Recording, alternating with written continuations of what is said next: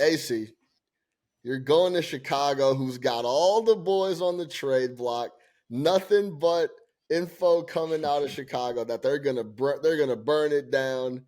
Zach LaVine is on the move for sure. Potentially, I've heard a lot of different things, just like we all have, but it looks like they're about to tear it down in Chicago. But you're finding a spot to back him here -3. Yeah, when it comes to negative news, that doesn't really bother me. And if anything, that makes me want to back that team even more.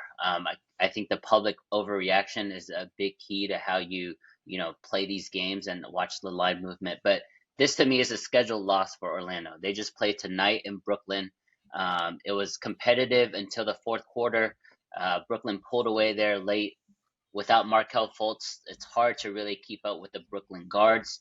They're going to face the same type of issues with Chicago. Again, Chicago's been at home now. They get an extra day of rest, coming off a loss against Milwaukee where they were somewhat competitive.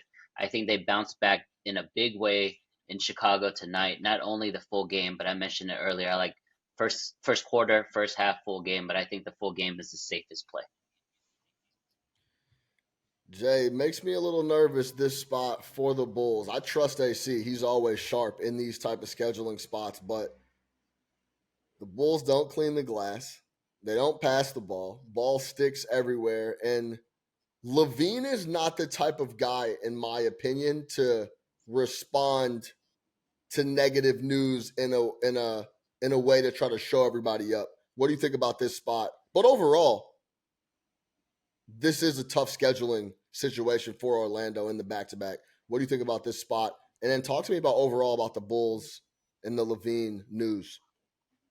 Yeah, honestly, I don't have a ton of thoughts on the Bulls, to be perfectly honest with you. I kind of like to hone in on the games that I like, to be honest with you. So this wasn't a game that I really had a super strong feel about. I'm not laying points with the Bulls. I don't want to put any bad energy on my guy AC's play. So only thing I could say, the Bulls play really great defense. Their offense can struggle sometimes. These are two very defensive teams, so I'd look towards the under in this spot. But not really sure what's going on with the Bulls. Obviously, we hear it coming out that they're likely going to trade LaVine. Looks like DeRozan's contract is up at the end of this year as well. So it might be time to blow it up for the Bulls. But honestly, if you're asking me, I don't think it's the players. I think it's on the coach. You got to get a new coach. I've been saying it for the past couple of years here. Donovan is not the guy over there. So personally, I feel like you can get rid of the players all you want.